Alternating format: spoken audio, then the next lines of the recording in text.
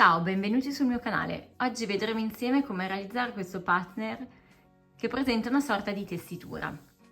Dobbiamo lavorare con diverse coppie di fili in base alla lunghezza del lavoro che vogliamo ottenere. Li lavoriamo 2 a 2.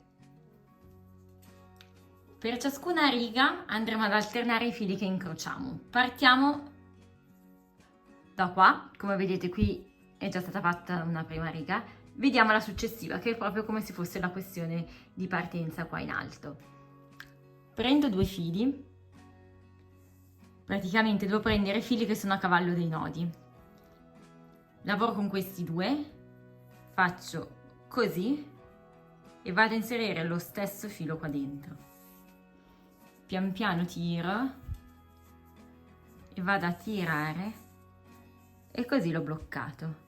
Lavoro con i 2 fili successivi. Prendo sempre quello di destra, lo piego così, lo stesso filo di destra entra in quest'asola, dopodiché tiro dall'alto e poi tiro in basso il mio filo. Proseguo sempre nello stesso modo, quindi giro il filo, lo stesso filo entra qua, tiro verso il basso, tiro e ho così fatto.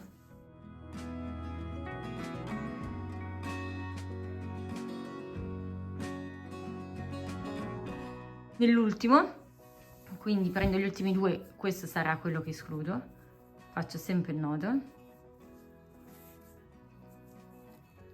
e così in base al numero di fili che avrò una volta un numero pari e una volta un numero dispari di questi motivi.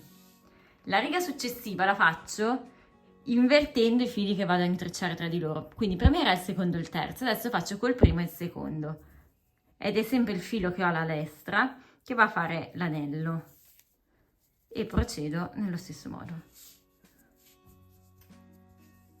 Prendo i 2 successivi, giro